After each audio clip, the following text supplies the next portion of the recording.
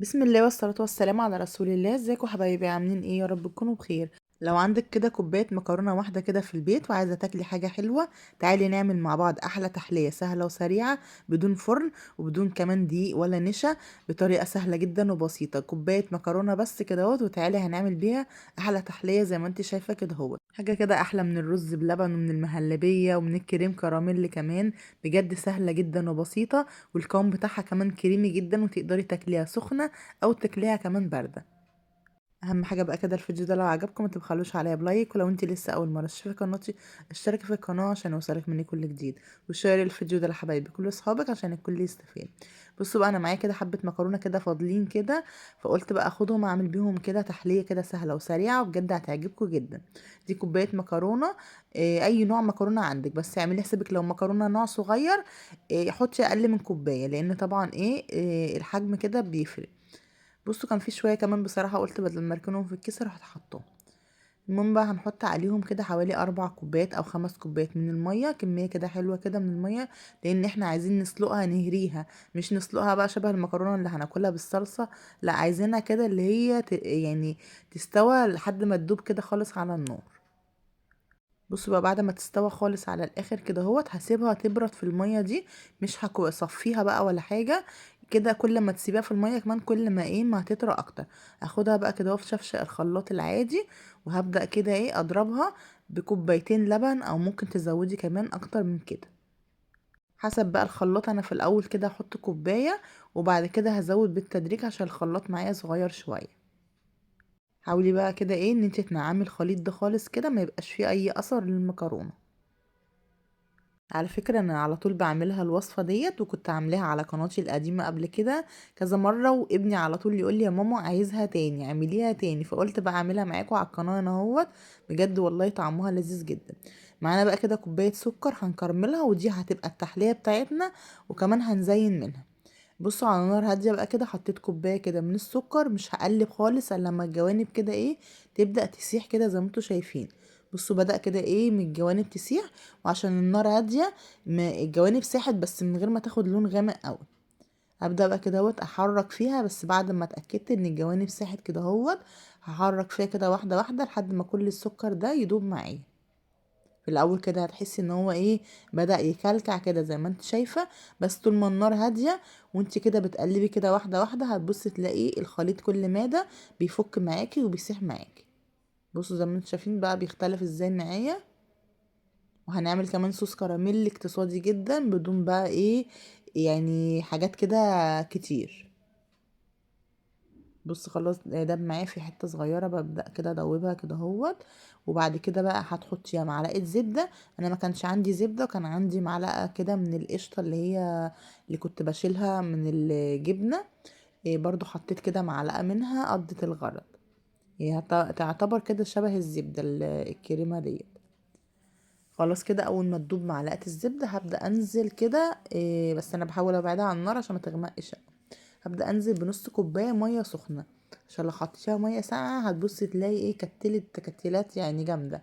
هي كده كده هتبصي تلاقي في تكتلات تكتلات كده، بس بتبقى يعني مش متحجرة يعني. انا بقى في الوقت ده كده عبال ما يفك التكتلات دي كده معايا معلقتين من النشا، وهزودهم كده كوباية مية يعني من الحنفية عادي. هبدأ بقى اقلب في الوقت ده كده هوت، ممكن تحتاج معايا مية تاني حسب بقى القوام بتاعي. قلبي بقى كده بمضرب عشان ما يبقاش فيه اي تكتلات ولا حاجه، لحد ما القوام كده يبدا يتقل معاكي واللون حتى نفسه بيتغير. بصوا هو بجد احلى كريم كراميل، بس انا كنت عايزه بقى ان هو يبقى خفيف شويه عن كده، فعشان كده هبدا ازوده في شويه ميه كده واحده بواحده. ولا حطينا له بقى لبن ولا حطينا له كريمه خفق ولا اي حاجه. بجد كريم كراميل جميل جدا. خلاص بقى كده اهوت، بصوا خلاص تمام معايا. لو عايزه تخففي عن كده براحتك، عايزه تسيبيه تقيل كده براحتك. انا هخففه تاني عشان خاطر يعني انا كنت ما بعملها كمان قبل كده كنت بخففه عن كده. كان تلاقي الوش بتاعها كان بيبقى مفروض اكتر من كده، يعني ما شفتوها معايا في اول الفيديو. لو انت عايزه صوص الكراميل اللي يتفرد على طبقه الطبقه كلها من فوق كده، يبقى خلي صوص الكراميل اخف من كده، بس انا هخليه المره دي كده بالقوام ده اللي انتوا شايفينه. وهوريكم بقى هنعمل ايه دلوقتي. بصوا قد ايه ناعم، ولا فيه تكتلات ولا اي حاجة. هاخد بقى كده نصه اخليه بقى كده للتزيين، والنص التاني هنحلي بقى بيه كده ايه المكرونة بتاعتنا. نديله بقى تحلية حلوة ولون كده يبقى شبه الكريم كراميل كده اللي بيتباع بره. هفضي بقى كده المكرونة، وطبعا زي ما انتوا شايفينها تقيلة معايا ازاي، هبقى ازود شوية مية كده اهوت او لبن يعني على الشفشة كده. حطيت برضو كده نقطتين فانيليا عشان يدوها ريحة حلوة. عايزاكم تجربوها والله هتعجبكم جدا، اقتصادية وسهلة وبسيطة. يعني كوباية سكر وكوباية مكرونة، كوبايتين لبن، ممكن تخلي اللبن اكتر او اقل يعني براحتك. انا حطيت شوية لبن تاني كده اهوت في الشفشة عشان انزل المكرونة اللي موجودة.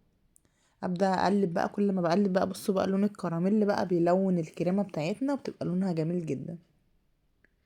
هنا بقى حبيت ازود بقى شوية سكر، ليه؟ لان انا كنت حاطة اكتر من كوباية مكرونة. لو انت عملتي كوباية مكرونة بس كده هوت مش هتحتاجي سكر تاني غير كوباية السكر اللي كان منه. خلاص بقى كده هوت بقلب وبعد كده القوام بقى ده كده معايا مظبوط، لان هو لما بيبرد يعني قوامه بيتقل. اهم حاجه كده تحسي ان خلاص القوام اللي يعني المكونات كلها خدت غلوه واستوت مع بعض، بس اهم حاجه برضو تقلبي عشان ما يتحرقش منك ويتلسع من تحت. هاخده بقى كده وهو سخن كده زي الرز بلبن كده، هفضيه على طول في اطباق وهو سخن. اي بقى اطباق كده عندك حطي كده في كل طبق كده على قد ايه، على قد كل فرد. عايزه اقولك بجد جميله هتعجبكم جدا، ولو حد ما يعرفش ان هي مكرونه والله ما حد هيعرف. بصوا بقى الكراميل انا كنت مغطياه كده بكيس عشان ما يعملش قشره، بس القوام زي ما قلت لكم يعني تقيل شويه، بس انا قبل كده كنت عاملاها كان القوام بتاعها اخف من كده بكتير. فكنت بحط بقى شويه على الوش كده، كانوا بيتفردوا اكتر من كده بقى، فكانت مغطيه الوش. فوانا بحط هنا قلت لا حلو كده برضو يبقى شكل مختلف، وتبقى في النص كده هو تبقى شكلها حلو. نص كوبايه المكرونه عملت معايا كميه حلوه بتاع 8 اطباق، يعني اطباق حجمهم حلو جدا. يعني بصوا احنا اكلنا منها وهي سخنه، ولما بردت كمان اكلنا منها وهي دافيه بقى. القوام بتاعها يعني بصوا زي ما انتوا هتشوفوه معايا دلوقتي كريمي كده هوت، وما بتبرد كده شويه بتتمسك شويه كده بتبقى شبه الرز بلبن. جربوها بقى كده والله هتعجبكم، بس انا للاسف ما لحقتش اصور لكم بقى لما بردت بقى كانت يعني كانت اتاكلت. هنا بقى باي حاجه تزيني على الوش بقى، ممكن ما تزينيش كفايه كريم كراميل. انا حبيت احط كده لوزايه كده هوت على الوش، بتدي يعني شكل كده حلو للطبق. جربيها بجد، تحليه سهله وسريعه واقتصاديه، وتقدري تاكليها سخنه او ساقعه براحتك. يا رب الفيديو يكون عجبكم وتكونوا استفدتوا منه. ولو استفدتي من الفيديو ما تبخليش عليا بلايك، ولو انت لسه اول مره تشوفي قناتي يا ريت تشتركي في القناه عشان يوصلك مني كل جديد.